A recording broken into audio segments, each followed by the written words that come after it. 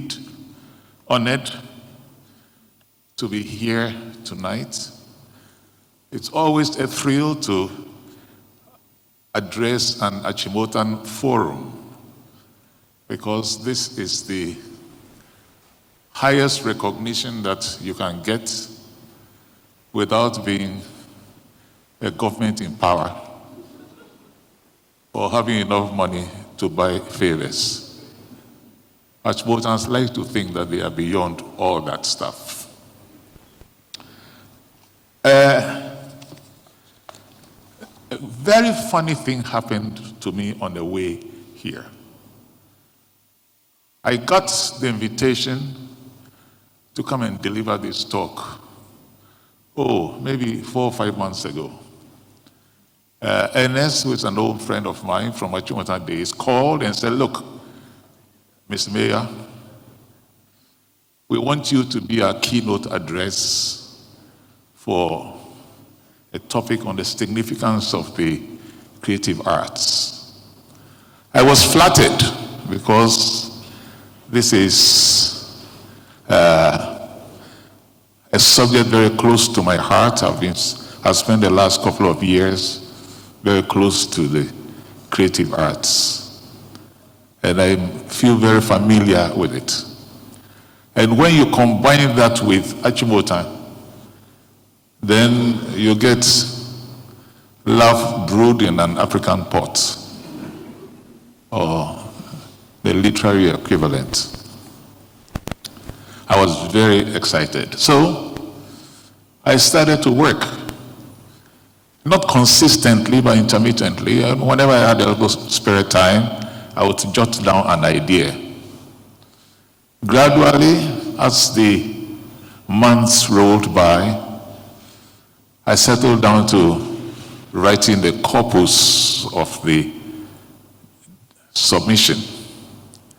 And I must admit that I came out with an absolutely brilliant, scintillating, wonderful essay.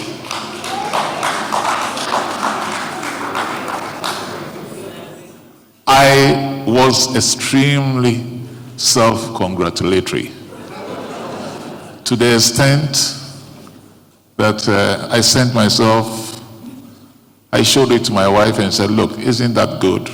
"Of course, darling, it is good."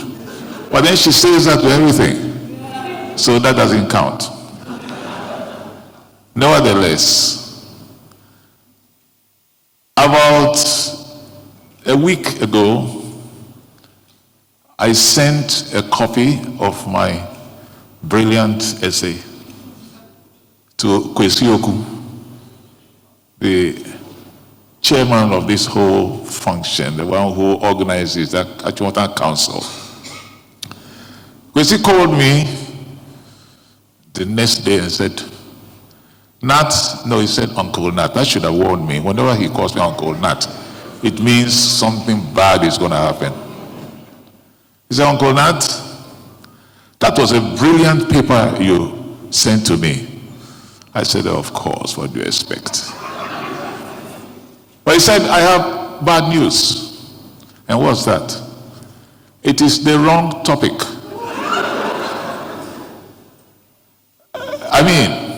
Wrong topic. I said, "Okay, wait a minute. Your invitation was to write upon the significance of the creative arts." He said, "Yes. But then the first part also said, after the applause." I said, yeah, I know, after the applause, the significance of the creative arts. What's that got to do with it? He said, "What you wrote was a brilliant history of Achimota and the creative arts. You explored how Achimota cultivated the creative arts in its formation of education, its reasons. You explored the history of the time. It's all wonderful. But Uncle Nat, we don't give a damn for all that." I was kind of surprised that he used the word damn. By this time, I was feeling very hurt. So I said, "What do you want?" He said, We want you to reflect generically on the creative arts, incidentally how it touches this country, maybe a point or two about Achimota's involvement with it, but not a history of Achimota. I was crestfallen. I had told my friends, this, you must come because this is me finally receiving the laurels of Achimota for intellectual gymnastics beyond duty. And here I am being told, no, Mr. Mayor, ain't good enough. So I said, all right, I'm going to do my best. I have exactly 1 week, but I'll do my best. He said, and that's what Kweku does, which is annoying. I know you can do it. I have confidence in you. Some cheek. I know you can do it. I have confidence in you. All right. So I set about trying to put together an essay on the creative arts. I must warn you, this may be a very boring essay.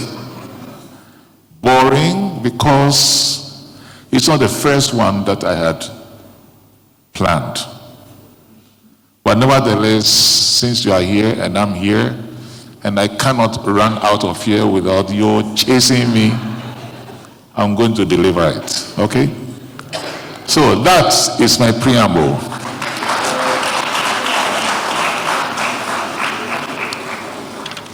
Well, we started off right. I just want to start with a definition of the creative arts. And that's something that I owe to my wife. I was reading her my submission this afternoon, and when I was almost through, she said, Nat, you've talked a lot about this creative arts, whatever, but what is it? And I said, oh, what do you mean, what is it? I've been talking about it. She said, no. When I was in school, you start your essays with a definition, and you have not given me the definition. All right. So, my dear, the UK Department for Culture, Media and Sports defines the creative industries as these industries which have their origin in individual creativity, skills and talent, and which has a potential for wealth and job creation through the generation and exploitation of intellectual property. The British website for creative industries adds to the above mentioned definition that the creative industries encompass the following subfields: advertising, architecture, arts and culture, crafts, design, fashion, games, music, publishing, tech, television, and film.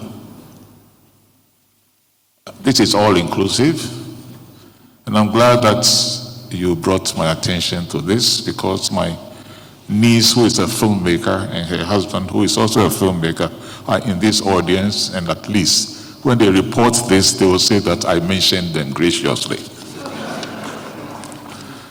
By now, you must have noticed I'm working very hard to woo all of you. Okay, now to the body of my discussion. Since the 1950s, the people of the West African region have undergone tremendous changes. Independence from colonial rule began a process of transformation as natives emerged from colonial political and social status to states organized by the indigenous. This transformation is still in progress and displays different levels of achievement. Ghana has been sustained by the extraordinary resilience of Ghanaian culture and the ability of our creative arts to help us adapt to multiple changes. This paper is aimed at exploring the challenges that face the nation as we enter into this new millennium. When Ghana emerged in the 20th century That's in the middle of the 20th century from the Gold Coast.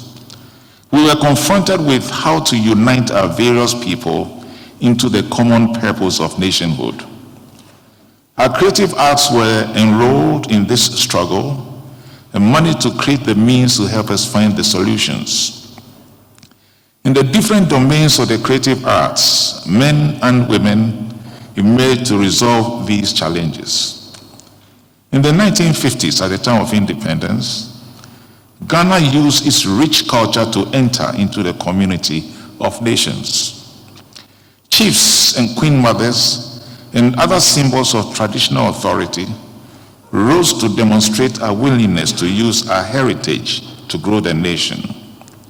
In the visual arts, artists like Kofi Antubam, Bartimius, and Amonkote began their careers by exploring rural Ghana. Their aim was to dignify rural values that they believed encapsulated the wisdom of the nation. In the performing arts, such as in music,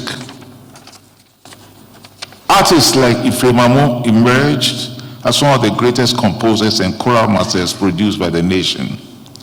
He was a convinced Christian, Pan-Africanist, and nationalist who used his music to advance the national agenda. Consequently, there was a concerted effort to do so. This feeling evaporated before the end of the millennium. The country was faced with fresh challenges. New technologies emerged, impacting upon the industry and creating new opportunities. Every country in the world developed its own strategies to resolve this conundrum.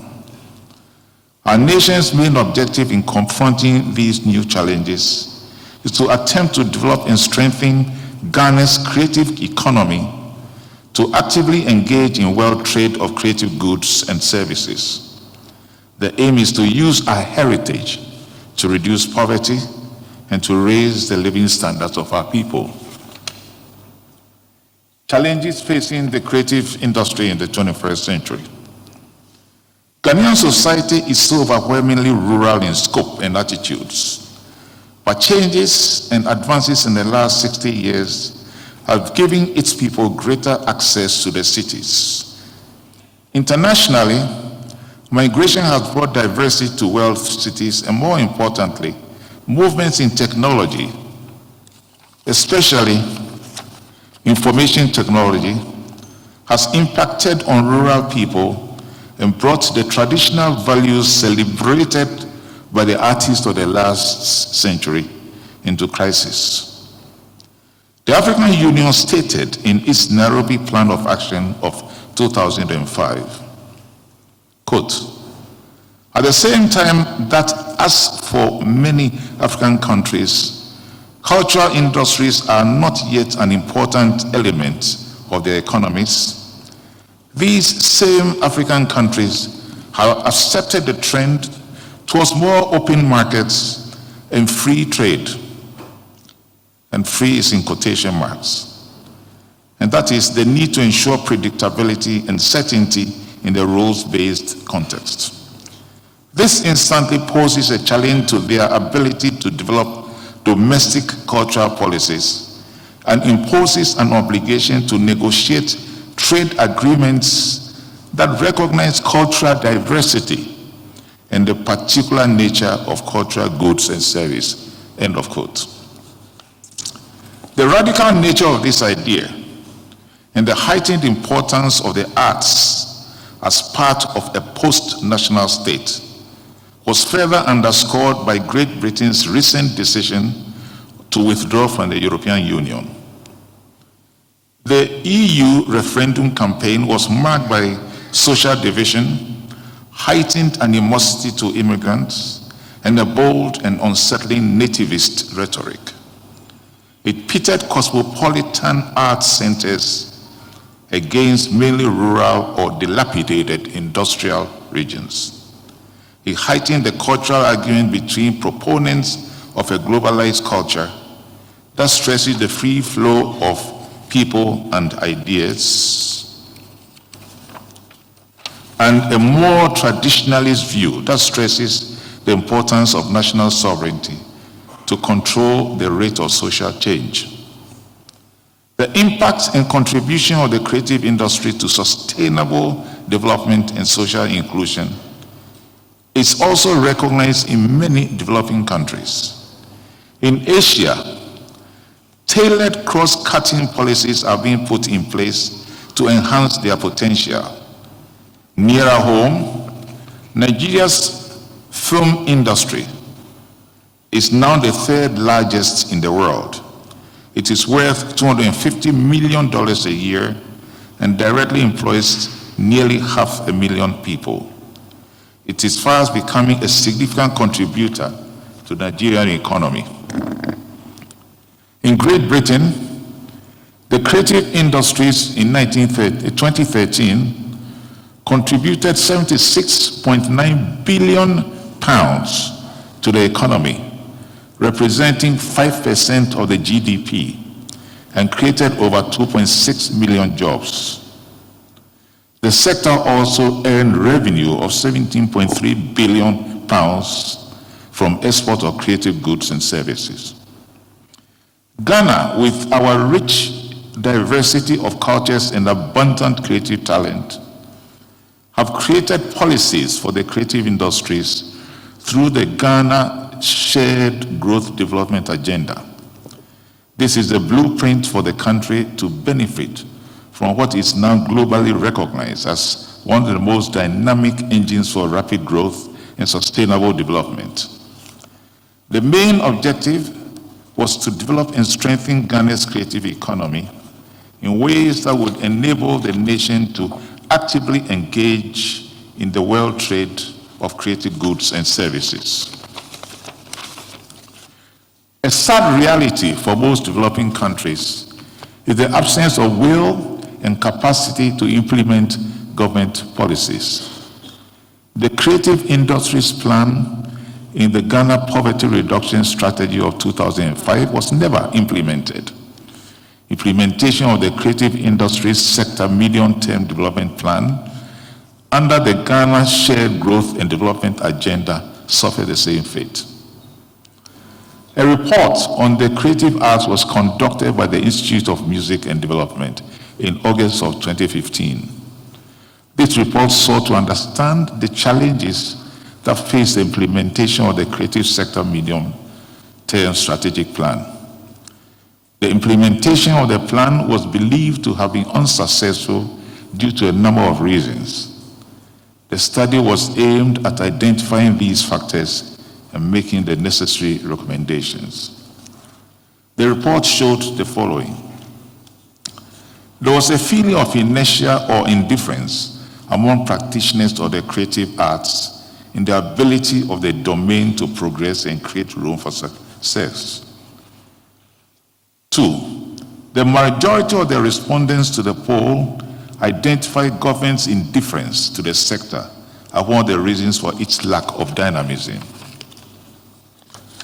The recommendations that were made included the following. 1, there is a need for education targeting community and district levels through workshops, dialogues, and discussions at various levels.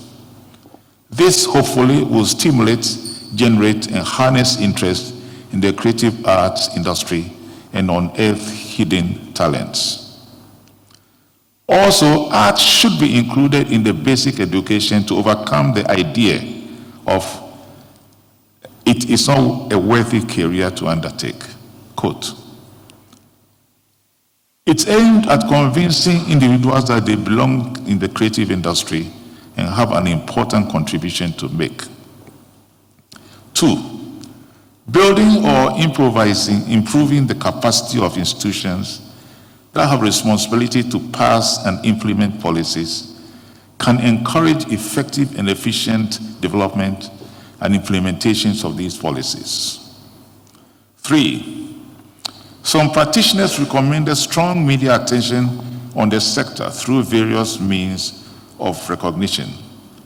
This will promote the arts so that artists could find a sense of belonging with other practitioners. 4, improved capacity of artists and other value chain players can increase the chances of the sector to attract right capital. 5, active government involvement, particularly attention to the sector through liaising with the sector in the development of long-term strategic plan, will help to develop all facets of the creative sector. 6, research geared at unearthing challenges within the sector and proposing ways forward would greatly aid the industry in charting a direction for the future. 7, soliciting private sector investment into the sector can greatly revamp the sector. 8, it is needful for the sector to build and develop all forms of infrastructure, fiscal, organizational, as well as capacity. Structures that unify professionals in the industry can aid them gain an advantage. 9, even though earlier strategic plans have been prepared but not properly implemented, the clarity of the vision for the sector still remains vague and yet to be understood by the professionals. Sensitizing professionals in the sector on the vision of policies and plans would greatly aid in its achievement. 10, ensuring that at least some plans are implemented can restore confidence in the sector's ability to implement policies. 11, policymakers must build trust, support, respect, and partner with artists on the ground to address issues concerning the industry. 12, policymakers need a thorough understanding of how creative enterprise affects economic growth in model countries. We should build policies tailored for the creative sector in Ghana. 13, companies, local assemblies, and communities could be encouraged through tax exemptions for each time they utilize the services of artists within their jurisdiction. 14, the setting up of a creative industry council. 15, the intensive education in the country's primary and secondary schools on the sector. 16, and finally, the political leadership to ensure the implementation of policies. I now come to financing of the creative sector. Financing of the creative sector is a challenge in both developing and developed economies. The issues faced by professionals in both economies are not significantly different. In Ghana, both public and private financing is practically non-existent and is a major issue. Many artists are obliged to use their personal funds to support their projects, stage or hobby, with little economic potential. Limited data on the sector makes it difficult for investors to make independent assessment of the potential of the sector. Professionals in the sector have limited understanding of the requirements for accessing funding. And that is quite important. We have a romantic idea that artists are creators and they don't need to hustle for money, and their genius will point the way. Unfortunately, the people who fund artistic endeavors are businessmen who wear suits that they tie to the top, and they don't have the same values. So you got to know how to present your case to them. In countries where the industry thrives, financing the creative industry is part of a larger government effort to include the arts in all aspects of life. Cities and the creative sector. Cities are now making strategic collaborations with the creative communities, either through city projects, building of creative hubs, or competition for architects to enhance the city's landscape. In talking about that, in the last week or so, well, actually in the last couple of months, some very important buildings have been destroyed in the city of Accra. More recently, a portion of the old Parliament House, and before then, the High Court building on the High Court building on the main street was torn down, and then the hotel, the Seaview Hotel. Now, granted, the Seaview Hotel was not particularly beautiful building, but it's a building that was rich with heritage. And the High Court and the Parliament building was a beautiful modernist building, even though it has not been destroyed as badly as we were made to understand. Part of it had been cut down, and it leaves a bad taste in one's mouth. This shows you that in a city where the city has no provision to protect its cultural facilities, it is very, very difficult to encourage the creative sector in it. Another recommendation is the Creative Industries Council. The aim of the Creative Industries Council is to bring government and industry together in partnership. And that is something that this country needs badly. A council which brings government and private sector together to invest in the creative sector. The aim is to put the creative industries at the heart of the growth agenda. And this is something where the district assemblies, as well as the metropolitan assemblies, can try and play a role. In the UK, the creative industry is seen as the most important growth sector of the economy. A council was created as the partnership of government and business, and mandated to advise on the UK's creative industry strategy. The council operates on the premise that the UK is a world leader when it comes to the creative industries. They play an important role in shaping how the rest of the world perceives the UK. Moreover, the country feels that the UK is trading in an increasingly competitive marketplace and cannot take its position for granted. Action was needed to ensure that the industry is inspiring and equipping the next generation of talent. Now, this is something that Accra certainly needs, because right now, Accra is, I think, one of the main outlets for the textile industry in this country. And our textiles is being swept under because of counterfeits that have been coming in. And our markets are full of them.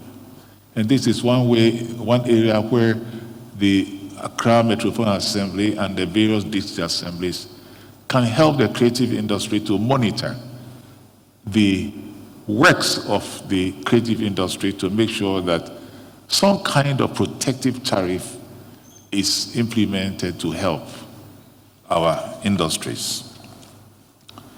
Social media. The internet, providing Facebook, Twitter, and other vehicles of social media, is furnishing creative professionals with new and revolutionary tools. These tools are enabling the sector to conceive and produce new items and market them to the consuming public.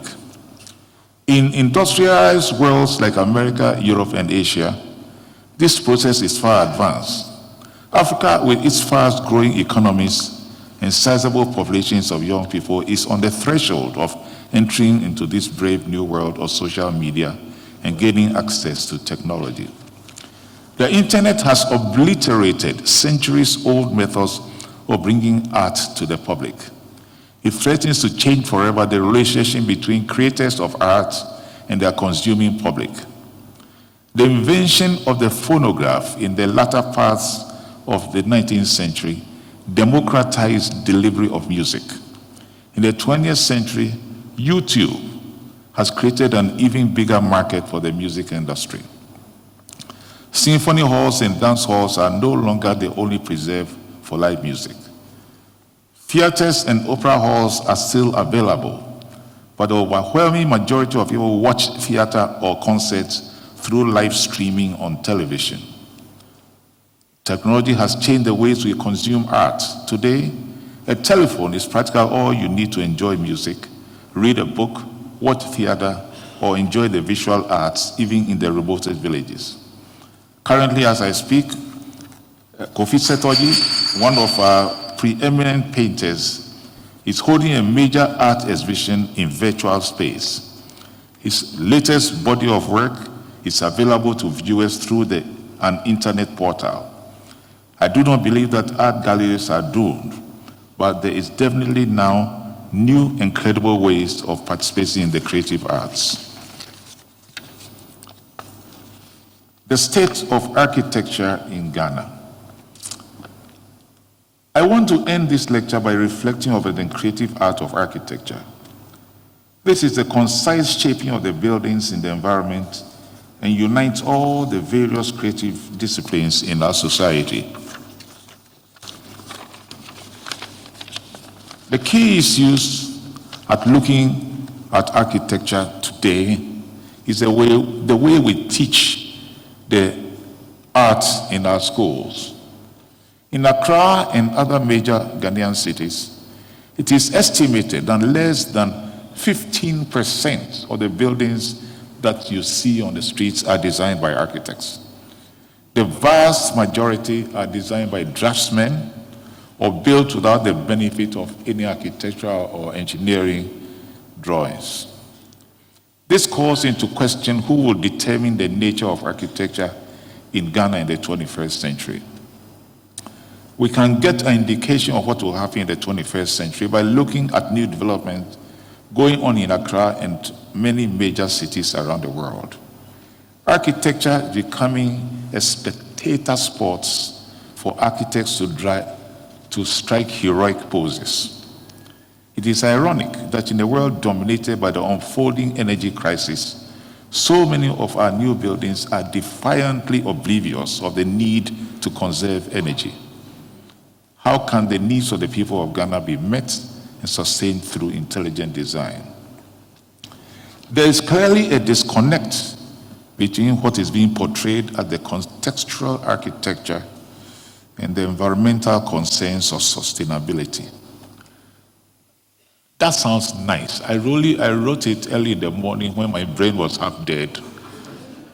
And it just sounded good. I honestly don't know what it means.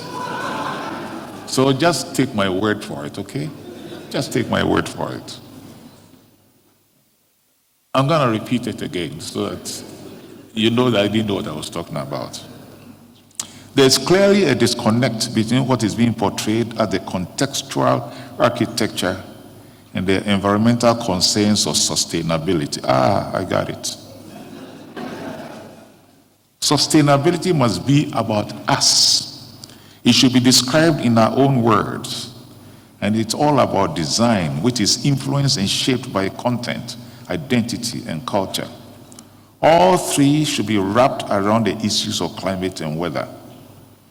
How do buildings inspired by the vernacular become engaged and address modernity? Now that's another beautiful line which must mean something. I'm not quite sure what. It is not incongruous to marry modernity and the indigenous. This is a lesson we should impart to our coming generation of creative professionals. The 20th century was a challenging century for our country. We began it as a colony and ended it free and struggling for unity. Our creative arts in its various manifestations were hugely instrumental in guiding us through untrodden paths. We are at the beginning of another millennium, and coincidentally, we are grappling with new and unfamiliar technology. We owe it to ourselves to use it to unify our nation. 12 of my sister Koko Amatefu, who honestly guided me through the intricacies of the creative industry in Ghana and pointed out its strengths and weaknesses. Without her informed judgment and insights, it would have been impossible for me to compile this essay. I want to thank my friend Joe Sayado, an architect and a visionary. Actually, all those wonderful statements I made were recommended by Joe Sayado. The ones that I claim I don't quite understand. I also wish to thank Dr. Kofi Bakum and Professor Ivan Adai Mensah of Legon for their advice on the history or contributions of Achimota to Ghanaian culture. Now, the previous paper I wrote, which I thought was so wonderful, and it's a pity that you're not hearing it, those two were very instrumental in helping me to shape it. So when you see them, you can say thank you. And if they ask what for, say, well, I don't know, but Uncle Nat says thank you. All right, they will understand. I want to thank my wife, Yamukai, that's the lady sitting in front looking very coy and demure. I want to thank her for her cheerful patience in listening ad nauseum to tales of an Achimotan childhood. And I really mean that. She has to sit and listen to tales of Achimotan childhood. I regret I cannot deliver the essay all those people worked so hard to help me compose. It may yet see the light of day. Thank you very much.